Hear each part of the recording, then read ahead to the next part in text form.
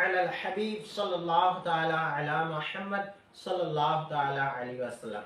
হাদিস শরীফে বর্ণিত রয়েছে, যদি কোনো ব্যক্তি ইলমে দ্বীন অর্জন করার উদ্দেশ্যে নিজের বাড়ি থেকে বের হয়, তো আল্লাহ তাআলার মাসুম ফেরেশতা ওই ব্যক্তির জন্য নিজের বাহুকে বিছিয়ে দেয়।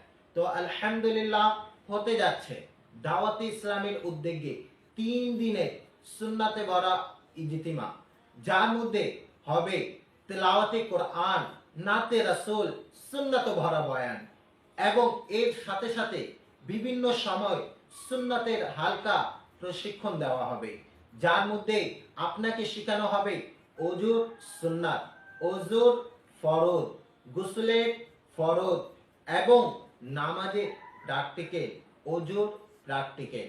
আমি আপনাদেরকে উদ্দেশ্য করে বলবো, আপনারা সকলে অবশ্যই আসবেন। এগুলো শেখা অনেক আবশ্যক। এর সাথে সাথে বিভিন্ন উলামায়ে ইকরামের উদ্দেশ্যকে পূরণ করতে যাচ্ছে আপনার আমার দাওয়াতে ইসলামী।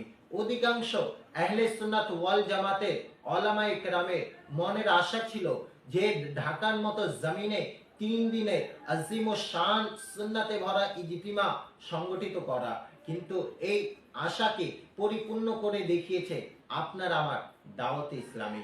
আমি আশা করি আপনারা সকলে আসবেন।